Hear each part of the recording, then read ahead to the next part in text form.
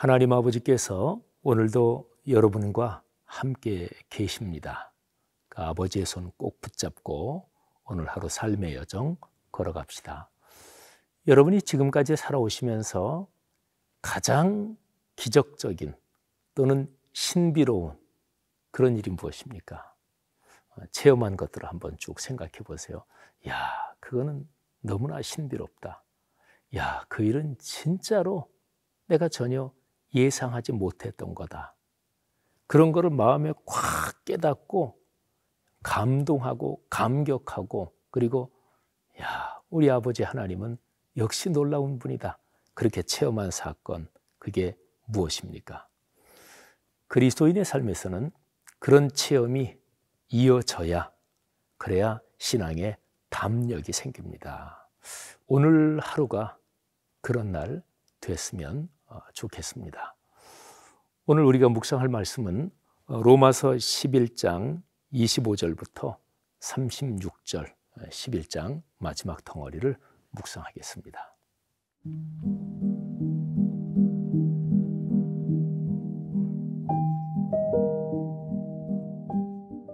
로마서 11장 25절에서 36절 말씀입니다.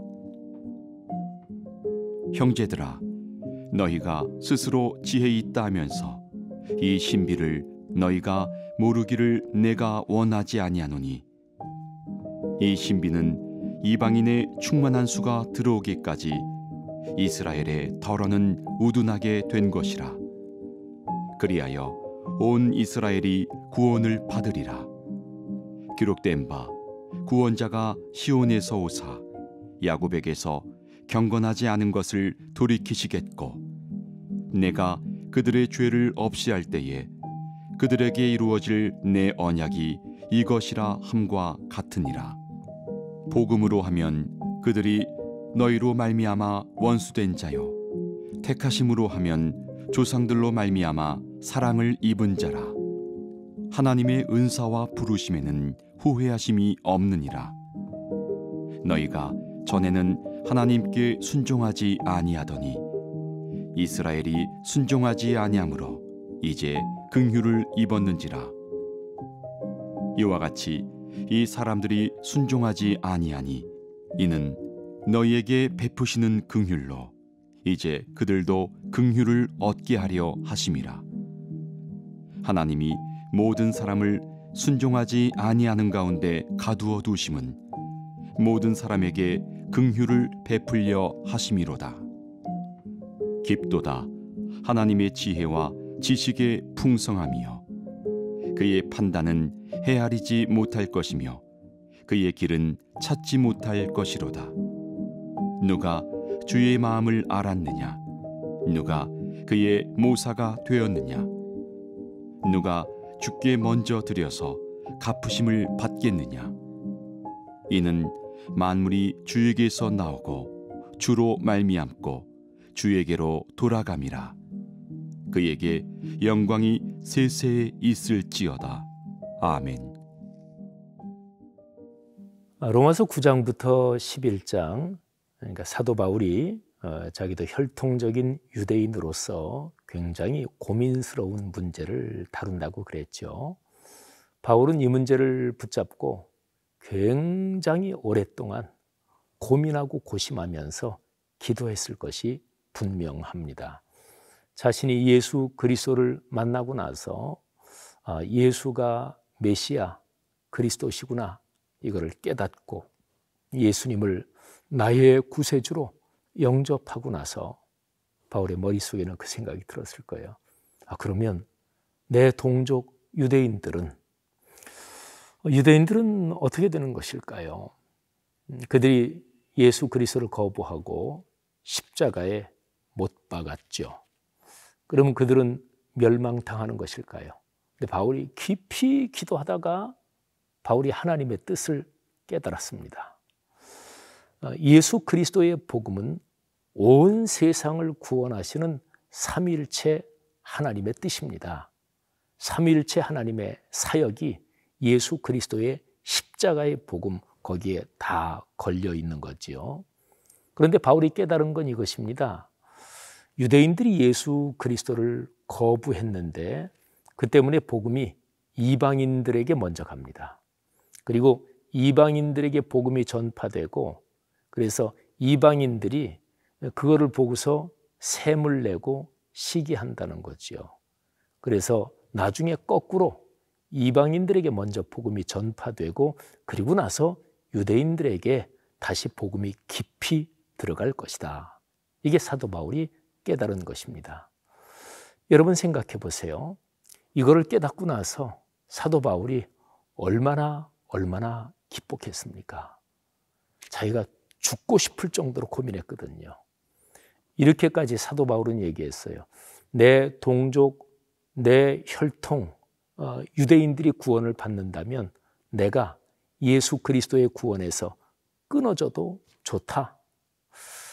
여러분, 그리스도인은 세상에 살면서 양보하고 또 다른 사람 먼저 가시라고 그러고 어떤 거는 희생하고 포기하고, 그런데 사실은 예수 그리스도 안에 있는 구원, 그거는 양보의 대상이 아닙니다.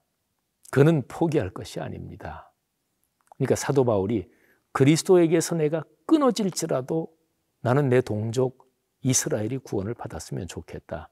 이거는 사실은 신앙의 논리로 보면 말이 안 되는 것인데, 그런데 그 표현을 통해서 우리가 알 수 있는 것은 사도 바울의 고민이, 내 동족 이스라엘 사람들이 구원을 어떻게 해서 받느냐, 이 고민이 그토록 깊었다는 것을 우리가 거기에서 알 수 있는 거죠. 그런데 그러다가 사도 바울이 이방인들에게 먼저 구원의 복음이 전파되고 유대인들이 거절하니까, 그리고 나서 이방인들이 구원을 쭉 받고 난 다음에 그 다음에 결국은 거의 최종적으로 이스라엘이 구원을 받는다.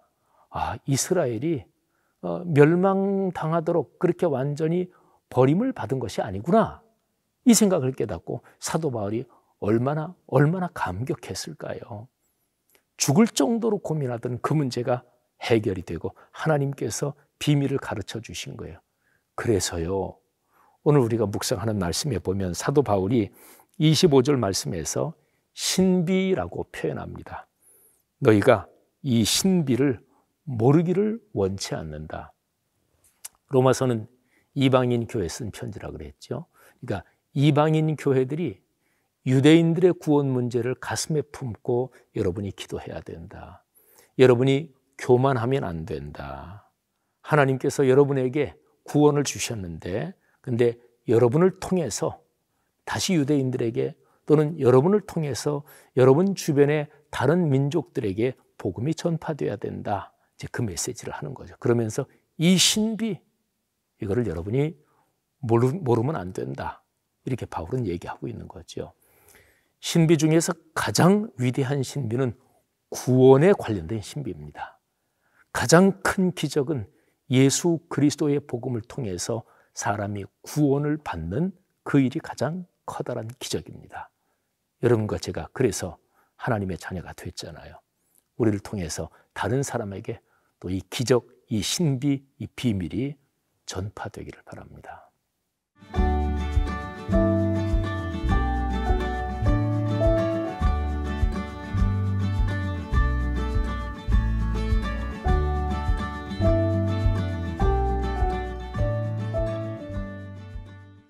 오늘 말씀에서 우리가 깨달아야 될 우리 기독교 신앙의 아주 근본 구조 하나를 여기에서 더 묵상합시다. 하나님이 사람을 창조하실 때 위로는 하나님을 예배하는 존재로 창조하셨습니다. 그래서 사람은 근본적으로 예배자입니다. 그리고 옆으로는 다른 사람들과의 관계에서는 더불어 살도록 창조하셨습니다. 그러니까 동반자로 창조하신 거지요. 여러분, 하나님이 사람을 창조하신 사람의 본디 모습, 근본적인 모습에서 사람은 동반자예요. 혼자서는 아무도 살지 못합니다. 그리고 다른 사람은 어찌 되든지 간에 나만 혼자 잘 산다, 그런 건 없습니다. 궁극적으로 없습니다. 우리 옛날에 70년대 그때 유행하던 노래 작은 연못에 물고기 2마리가 있었다. 그중에 2마리가 싸우다가 1마리가 이겼어요. 자기가 연못 독차지한 줄 알았어요.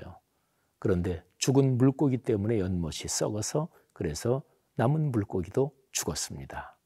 그러니까 사람이 살아갈 근본적인 방식은 그건 하나님이 만드신 거니까 누구도 거기에서 예외가 될 수 없죠. 근본적인 방식은 공생, 상생입니다. 그러니까 서로가 같이 사는 거죠. 윈윈. 근본적으로 하나님은 그렇게 사람을 만드셨습니다. 자, 보세요. 사도 바울이 그 얘기를 하는 거예요. 유대인 그리고 비유대인. 이거를 이방인이죠. 유대인 외에는 몽땅 다 이방인이니까. 근데 그 당시에 이스라엘, 유대인의 사고방식에 거기에서 유대인만 선택됐고 유대인만 거룩하고 다른 모든 민족은 다 나중에 지옥의 땔감으로 쓰기 위해서 하나님이 창조하셨다고 봤고 다른 모든 민족들은 다 불결하다고 봤거든요. 이게 유대인들의 기본적인 사고방식이었어요. 하나님의 뜻을 오해한 거죠. 근데 사도 바울이 깊이 기도하가 깨달은 것은 유대인, 비유대인 이 양자가 서로가 같이 상생하는구나. 뗄 수 없구나. 한쪽이 죽으면 다른 쪽도 죽어요. 한쪽이 살고 다른 쪽도 같이 사는 거예요. 이방인들에게 구원의 복음이 전파되고 그리고 유대인들도 결국은 구원을 받고 그리고 이방인들에게서 구원의 복음이 전파될 때 먼저 구원의 복음을 들은 사람들이 또 다른 민족에게 구원의 복음을 전하고 이게 기독교적인 삶의 방식입니다. 사도 바울은 이것을 깨닫고 감격을 했어요. 놀랍다. 하나님의 섭리가. 그런데 자기가 깨달은 이 하나님의 섭리를 로마에 있는 이방인 그리스도인 그러니까 다른 사람들에게 편지로 쭉 전하면서 자기 스스로 다시 한번 감동하고 감격합니다. 그래서 로마서 11장 맨 마지막에 사도 바울이 쭉 편지를 쓰고 하다가 스스로 다시 한번 진짜 놀랍다. 하나님의 오묘한 섭리를 그 누구도 다 알 수 없다. 그러면서 감격하면서 외치는 스스로 감탄하면서 고백하는 말이 11장 맨 마지막에 나와요. 한번 들어보세요. 깊도다. 하나님의 지혜와 지식에 풍성하며 그의 판단은 헤아리지 못할 것이며 그의 길은 찾지 못할 것이로다. 누가 주의 마음을 알았느냐? 누가 그의 모사가 되었느냐? 누가 주께 먼저 드려서 갚으심을 받겠느냐? 만물이 주에게서 나오고 주로 말미암고 주에게로 돌아간다. 그에게 영광이 세세토록 있을지어다. 아멘. 가장 행복한 삶은 감동하고 감격하는 그런 삶입니다. 하나님 때문에 감동하고 감격하는 그리고 하나님이 우리에게 보여주시는 그 비밀 신비 놀라운 기적 때문에 감격하는 여러분의 삶이 되시기를 주님의 이름으로 축복합니다.